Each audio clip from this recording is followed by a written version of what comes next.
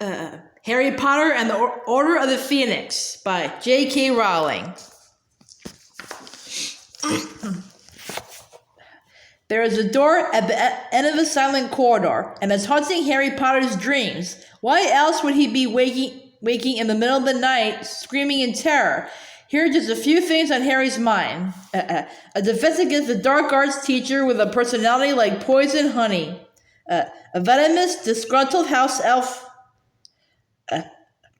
A venomous, disgruntled house elf. Ron is keeper of the Gryffindor Quidditch team, the looming terror of the end-of-term ordinary wizard level exams. And of course, the growing threat of he who must not be named. In the richest installment yet of J.K. Rowling's 7-part story, Harry Potter is faced with the unreliability of the very government of the magical world and the impotence of the authorities at Hogwarts. Despite this, or perhaps because of it, he finds depth and strength in his friends beyond what even he knew, boundless loyalty and unbearable sacrifice. Through thick runs the plot as well as the spine. Readers will race through these pages and leave Hogwarts, like Harry, wishing only for the next train back.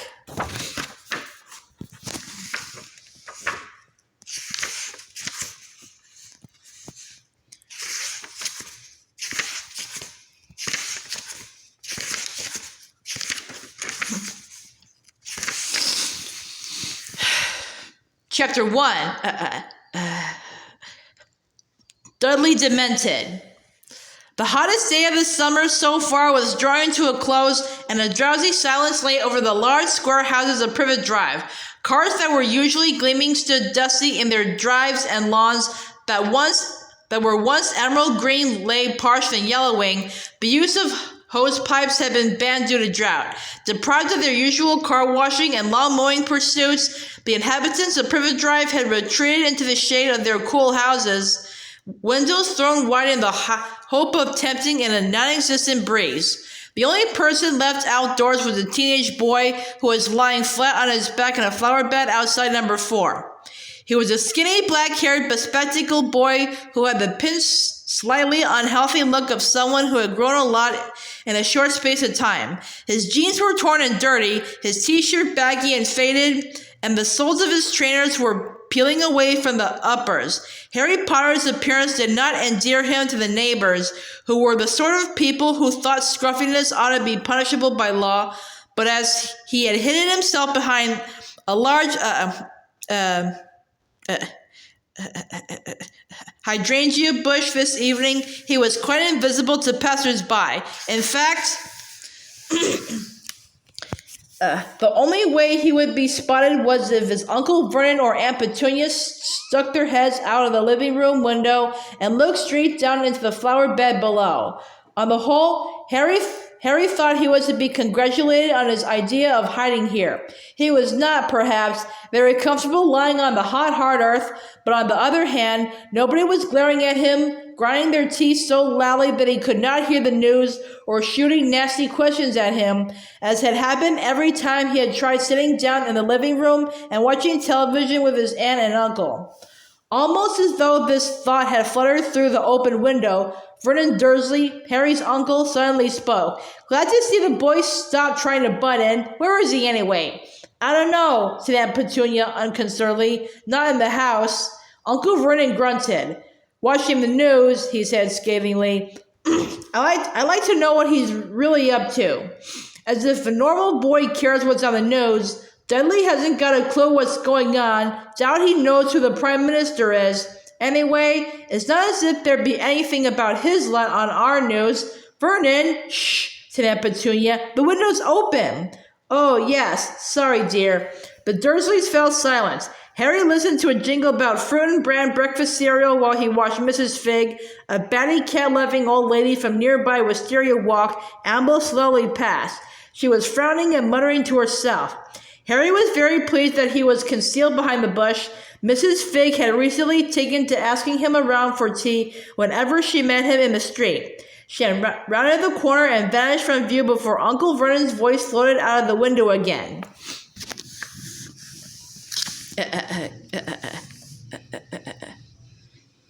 Dinner's out for tea? At the Polkises, said Aunt Petunia fondly. He's got so many little friends. He's so popular. Harry repressed a snort with difficulty. The Dursleys really were astonishingly stupid about their son Dudley, but he had swallowed all his dim-witted lies about having tea with a different member of his gang every night of the summer holidays. Harry knew perfectly well that Dudley had not been to tea anywhere. He and his gang spent every evening vandalizing the play park, smoking on street corners, and throwing stones at passing cars and children.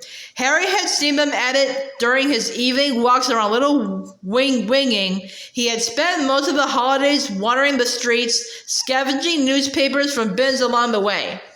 The opening notes of the music that heralded the 7 o'clock news reached Harry's ears, and his stomach turned over. Perhaps tonight, after a month of waiting, would be the night. Record numbers of stranded holiday makers fill airports as the Spanish baggage handlers' strike reaches its second week. Give him a lifelong siesta, I would, snarled Uncle Vernon over the end of the newsreader's sentence, but no matter. Outside in the flower bed, Harry's stomach seemed to unclench. If anything had happened, it would surely have been the first item on the news. Death and destruction were more important than stranded holiday makers. He let out a long, slow breath and stared up at the brilliant blue sky. Every day this summer had been the same. The tension, the expectation, the temporary relief, and then mounting tension again, and always growing more insistent all the time, the question of why nothing had happened yet. He kept listening, just in case there was some small clue, not recognized for what it really was by the Muggles, an unexplained disappearance perhaps, or some strange accidents, but baggage handler's strike was followed by news on the drought in the southeast. I hope he's listening next door, bellowed Uncle Vernon, with his sprinklers on at 3 a.m, that a helicopter that had almost crashed in a field in Surrey, that a famous actress's divorce from her famous husband, as if we're interested in their sordid affairs, sniffed Aunt Petunia, who had followed the case obsessively in every magazine she could lay her bony hands on. Harry closed his eyes against the now blazing evening sky as the newsreader said, and finally, Bungie the Budgie has found a novel way of keeping cool this summer. Bungie, who lives at the Five Feathers in Barnsley, has learned to water ski. Mary Dorcas wants to find out more. Harry opened his eyes again. If they had reached water skiing,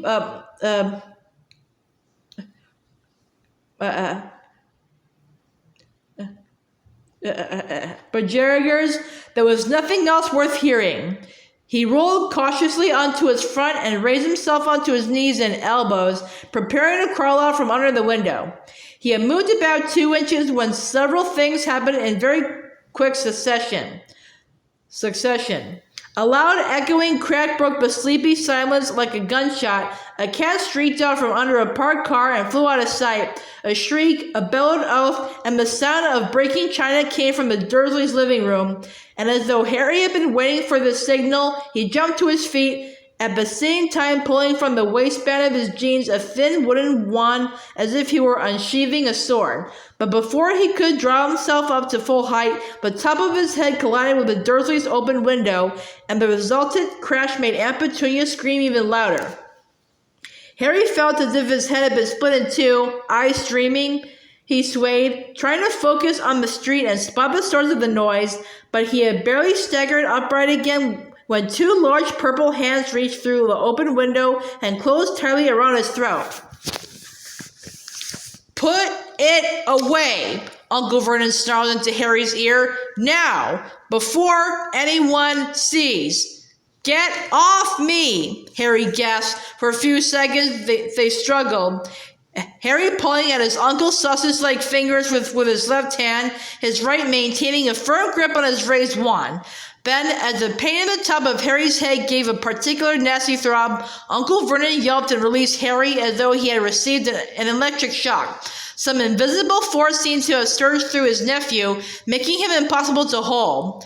Panting, Harry fell forward over the hydrangea bush, straightened up and stared around. There was no sign of what had caused the loud cracking noise, but there were several faces peering through various nearby windows. Harry stuffed his wand hastily back into his jeans and tried to look innocent. "Lovely evening," shouted Uncle Vernon, waving at Mrs. Number 7, who was glaring from behind her net curtains. "Did you hear that car backfire just now? Gave Petunia and me quite a turn." He continued to grin in a horrible, manic way until all the curious neighbors had disappeared from their various windows. Then the grin became a grimace of rage as he beckoned Harry back toward him. Harry moved a few steps closer, taking care to stop just short of the point at which Uncle Vernon's outstretched hands could resume their strangling. "What the devil do you mean by it, boy?" asked Uncle Vernon in a croaky voice that trembled with fury. "What do I mean by what?" said Harry coldly. He kept looking left and right up the street, still hoping to see the person who had made the cracking noise. "Making a racket like a starting pistol right outside I didn't make that noise," said Harry firmly. Aunt Petunia's thin, horsey face now appeared beside Uncle Vernon's wide purple one. She looked livid.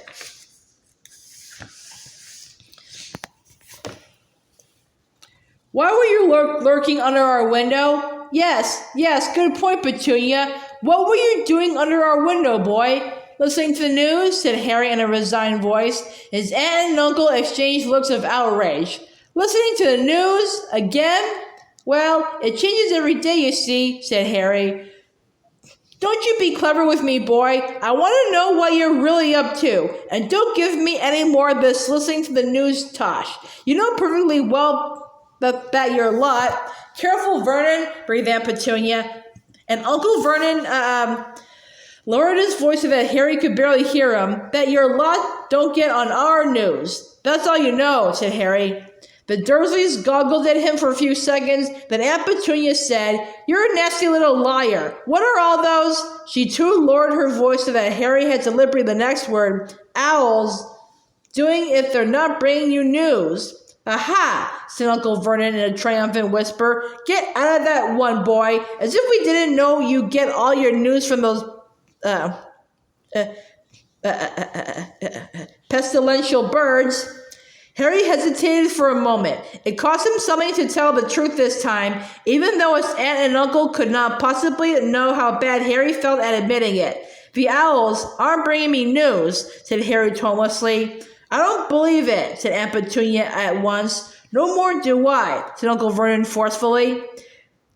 "We know you're up to something funny," said Aunt Petunia. "We're not stupid, you know," said Uncle Vernon. "Well, that's news to me," said Harry, his temper rising, and before the Dursleys could call him back, he had wheeled about, crossed the front lawn, stepped over the low garden wall, and was striding off up the street.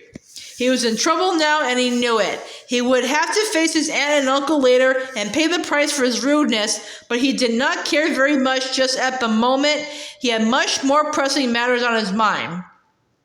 Harry was sure that the cracking noise had been made by someone apparating or disapparating. It was exactly the sound Dobby the house elf made when he vanished into thin air. Was it possible that Dobby was here in Privet Drive? Could Dobby be following him right at this very moment? As this thought occurred, he wheeled around and stared back down Privet Drive, but it appeared to be completely deserted again, and Harry was sure that Dobby did not know how to become invisible. He walked on, hardly aware of the route he was taking, for he had pounded these streets so often lately that his feet carried him to his favorite haunts automatically. Every few steps, he glanced back over his shoulder. Someone magical had been near him as he lay among Aunt Petunia's dying begonias. He was sure of it. Why hadn't they spoken to him? Why hadn't they made contact? Why were they hiding now? And then, as his feeling of frustration peaked, his certainty leaked away. Perhaps it hadn't been a magical sound after all. Perhaps he was so desperate for the tiniest sign of contact from the world to which he belonged that he was simply overreacting to perfectly ordinary noises. Could he be sure it hadn't been the sound of something breaking inside a neighbor's house?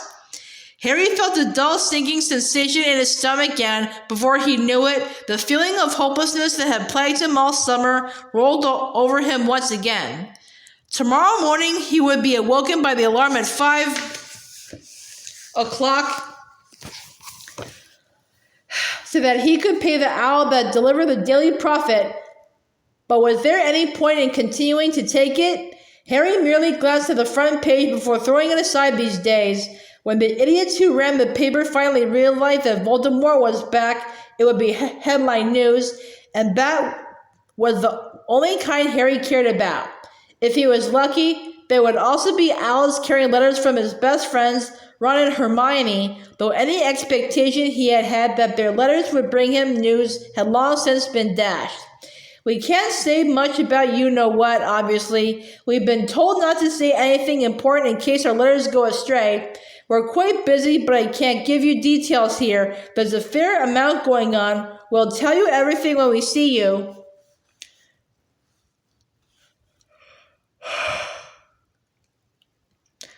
But when were they going to see him? Nobody seemed too bothered with a precise date. Hermione had scribbled, "I expect we'll be seeing you quite soon," inside his birthday card, but how soon was soon?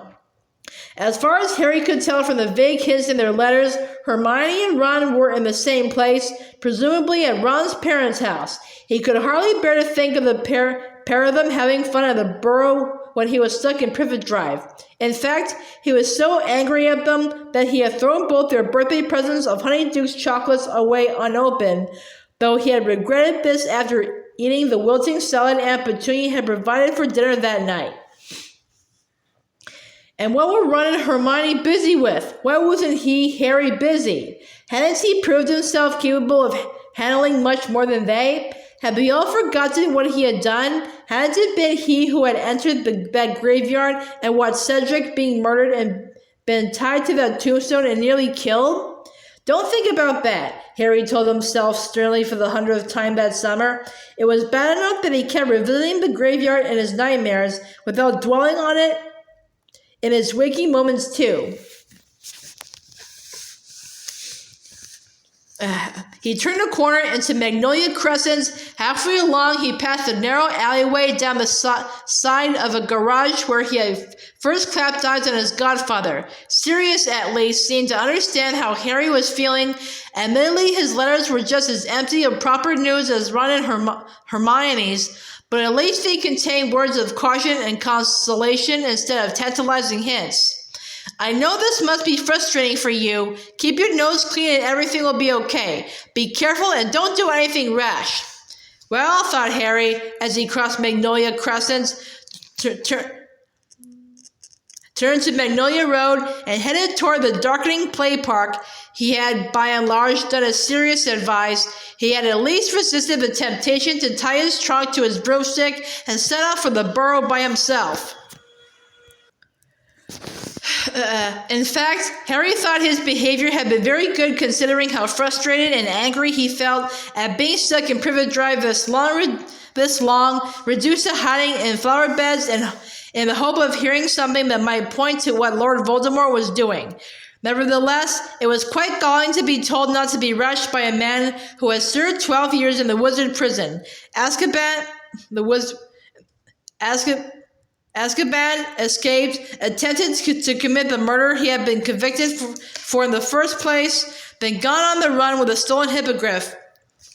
Harry vaulted over the locked park gate and set off across the parched grass. The park was as empty as the surrounding streets. When he reached its wings, he sank onto the only one that Dudley and his friends had not yet managed to break, coiled one arm around the chain, and stared moodily at the ground. He would not be able to hide in the Dursleys' flower bed again. Tomorrow, he would have to think of some fresh way of listening to the news. In the meantime, he had nothing to look forward to but another restless, disturbed night, because even when he escaped nightmares about Cedric, he had unsettling dreams about long, dark corridors, all finishing in dead ends and locked doors, which he supposed had something to do with the trapped feeling he had when he was awake. Often the old scar on his forehead prickled uncomfortably, but he did not fool himself that Ron or Hermione or Sirius would find that very interesting anymore. In the past, his scar hurting had warned that Voldemort was getting stronger again, but now that Voldemort was back, they would probably remind him that its regular irritation was only to be expected. Nothing to worry about. Old news. The injustice of it all welled up inside him so that he wanted to yell with fury. If it hadn't been for him, nobody would even have known Voldemort was back. And his reward was to be stuck in Little Winging for 4 solid weeks, completely cut off from the magical world, reduced to squatting among dying begonias so that he could hear about water skiing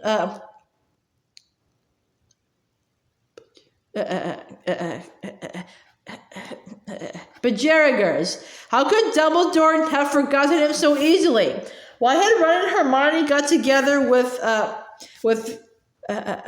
without inviting him along too? How much longer was he supposed to endure Sirius telling him to sit tight and be a good boy, or was it the temptation to write to the stupid Daily Prophet and point out that Voldemort had returned? These furious thoughts whirled around in Harry's head, and his insides writhed with anger as a sultry, velvety night fell around him, the air full of the smell of warm, dry grass, and the only sound that of the low grumble of traffic on the road beyond the park railings. He did not know how long he had sat on the swing before the sound of voices interrupted his musings, and he looked up. The street lamps from the surrounding roads were casting a misty glow strong enough to silhouette a group of people making their way across the park. One of them was singing a loud, crude song. The others were laughing. A soft, ticking noise came from several expensive racing bikes that they were wheeling along. Harry knew who those people were. The figure in front was unmistakably his cousin Dudley Dursley, wending his way home, accompanied by his faithful gang.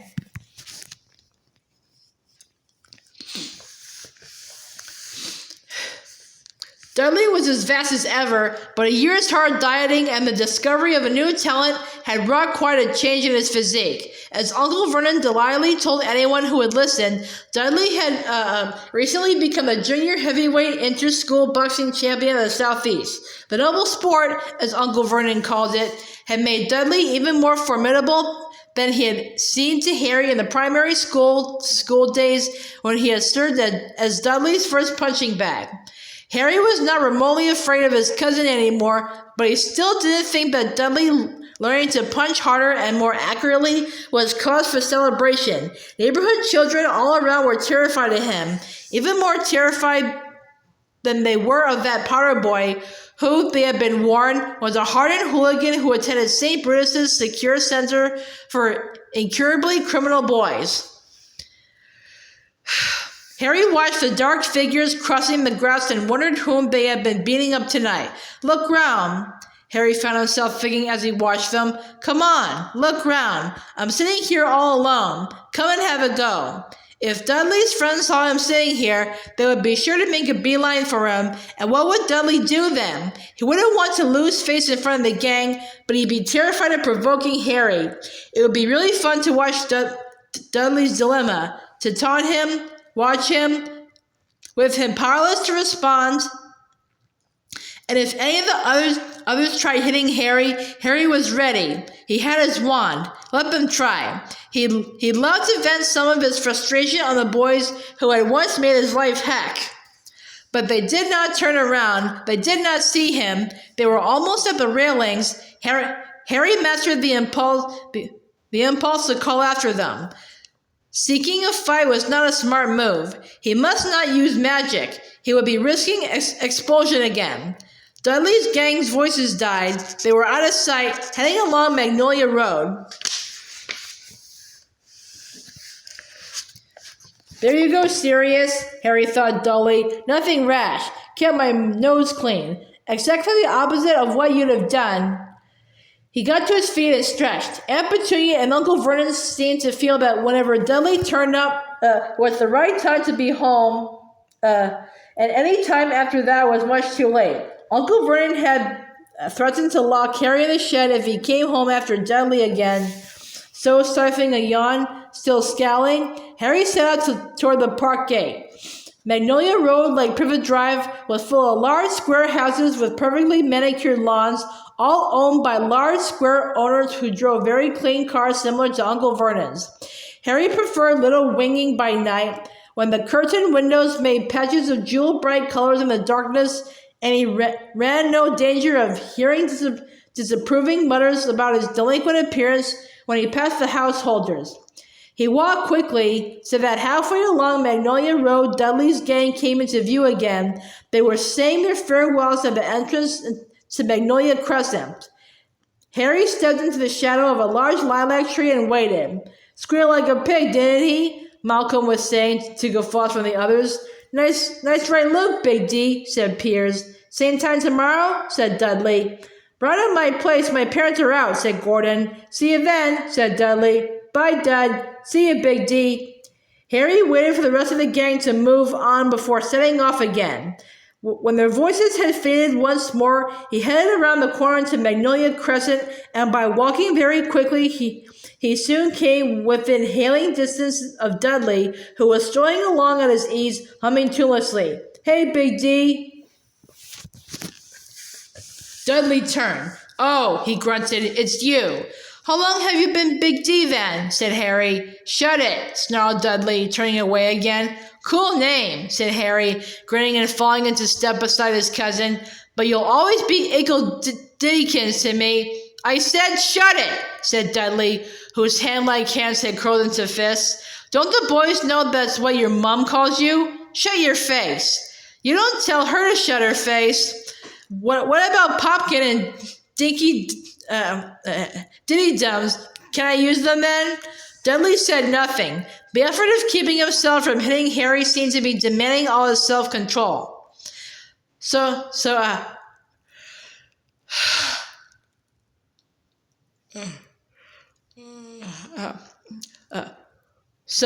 have you been beating up tonight?" Harry asked, his grin fading. "Another 10-year-old? I know you did Mark Evans 2 nights ago. He was asking for it," snarled Dudley. "Oh yeah? He cheeked me." "Yeah? Did he say you look like a pig that's been taught to walk on its hind legs? 'Cause that's not cheek, Dud, that's true." A muscle was twitching in Dudley's jaw. It gave Harry enormous satisfaction to know how furious he was making Dudley. He felt as though he was siphoning off his own frustration into his cousin, the only outlet he had. They turned right down the narrow alleyway where Harry had first seen Sirius, and which formed a shortcut between Magnolia Crescent and Wisteria Walk. It was empty and much darker than the streets it linked because there were no street lamps. Their footsteps were muffled between garage walls on one side and a high fence on the other.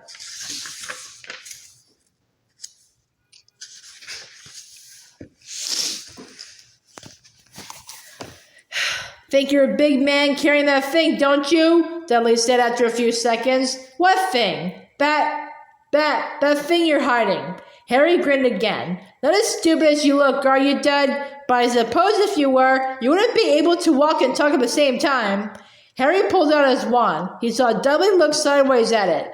"You're not allowed," Dudley said at once. "I know you're not. You get expelled from that free school you go to." "How'd you know they haven't changed the rules, Big D?" "They haven't," said Dudley, though he didn't sound completely convinced. Harry laughed softly. "You haven't got the guts to take me on without that thing, have you?" Dudley snarled. "Whereas you just need 4 mates behind you before you can beat up a 10-year-old. You know that boxing title you keep banging on about? How old was your opponent? 7? 8?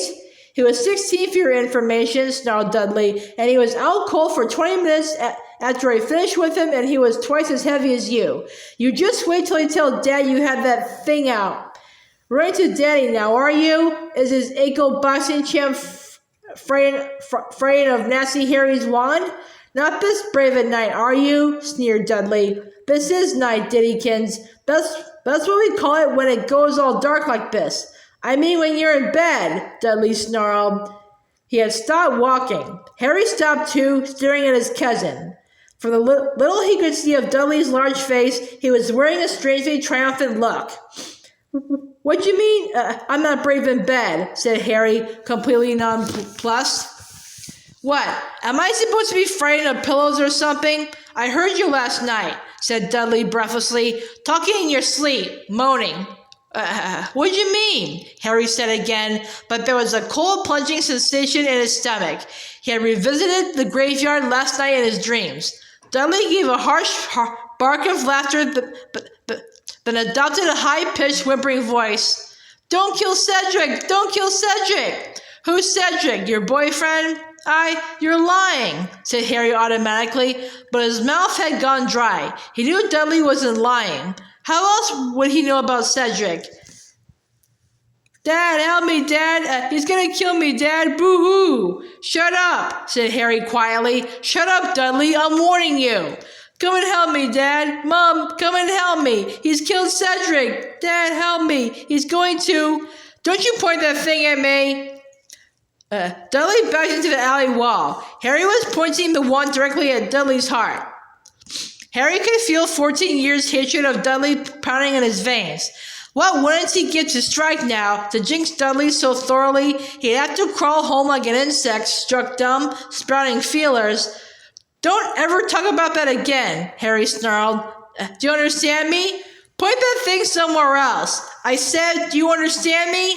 Point it somewhere else. Do you understand me? Get the thing away from...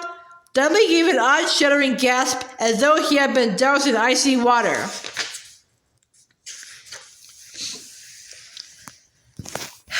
Something had happened to the night. The star-strewn indigo sky was suddenly pitch black and lightless. The stars, the moon, the misty street lamps at either end of the alley had vanished. The distant grumble of cars and the whisper of trees had gone. The balmy evening was suddenly piercingly biting cold. They were surrounded by total, impenetrable, silent darkness, as though some giant hand had dropped a thick, icy mantle over the entire alleyway, blinding them. For a split second, Harry thought he had done magic without meaning to, despite the fact that he'd been resisting as hard as he could. Then his reason caught up with his senses. He didn't have the power to turn off the stars. He turned his head this way and that, trying to see something, but the darkness pressed on his eyes like a weightless veil. Dudley's terrified voice broke in Harry's ear. Well, what are you doing? Stop it! I'm not doing anything! Shut up and don't move! I can't see! I've gone blind! I said shut up! Harry stood stock still, turning his sightless eyes left and right. The cold was so intense that he was shivering all over. Goosebumps had erupted up his arms, and the hairs on the back of his neck were standing up. He opened his eyes to their fullest extent, staring blankly around, unseeing. It was impossible. They couldn't be here. Not in little winging. He strained his ears. He would hear them before he saw them. I'll tell Dad, Dudley whimpered. Where are you? What are you to do? Will you shut up? Harry hissed. I'm trying to listen. But he fell silent. He had heard just the thing he had been dreading. There was something in the alleyway apart from themselves, something that was drawing long, hoarse, rattling breaths.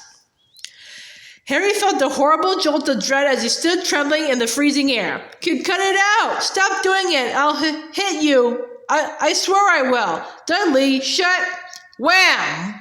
A fist made contact with the side of Harry's head, lifting Harry off his feet. Small white lights popped in front of Harry's eyes for the second time in an hour.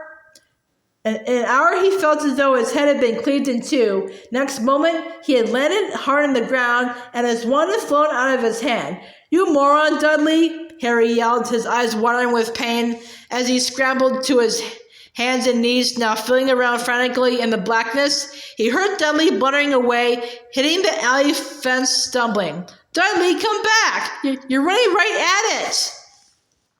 There was a horrible squealing yell, and Dudley's footsteps stopped. At the same moment, Harry felt a creeping chill behind him.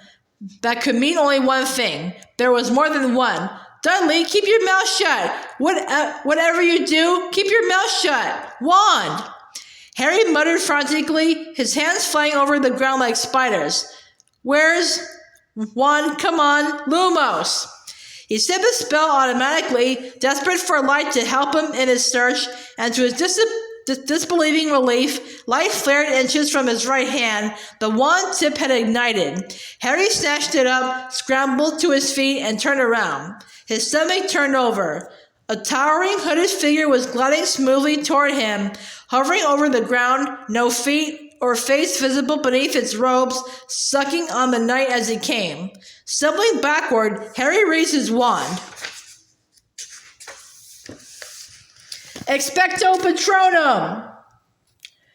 A silvery wisp of vapor shot from the tip of the wand, and the Dementor slowed, but the spell hadn't worked properly. Tripping over his feet, Harry retreated farther as the Dementor bore down upon him, panic fogging his brain. Concentrate.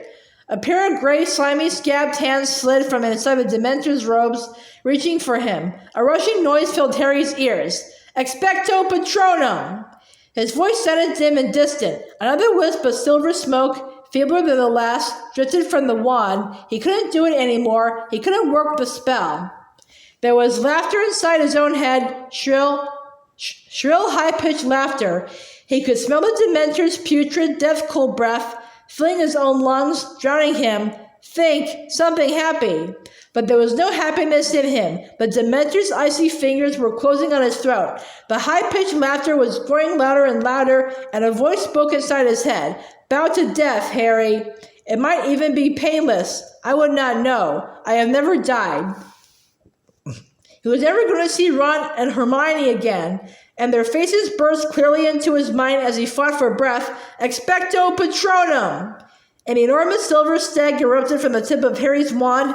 Its antlers caught the Dementor in the place where the heart should have been. It was thrown backward, weightless as darkness, and as the stag charged, the Dementor swooped away, bat-like and defeated. This way! Harry shouted at the stag. Wheeling around, he sprinted down the alleyway, holding the lit wand aloft. Dudley! Dudley! He had run barely a dozen steps when he reached them. Dudley was curled on the ground, his arms clamped over his face. A second Dementor was crouching low over him, gripping his wrist in his slimy hands, pressing them slowly, almost lovingly apart, lowering its hooded head toward Dudley's face as though about to kiss him. Get it! Harry bellowed, and with a rushing, roaring sound, the silver stag he had conjured came galloping back past him.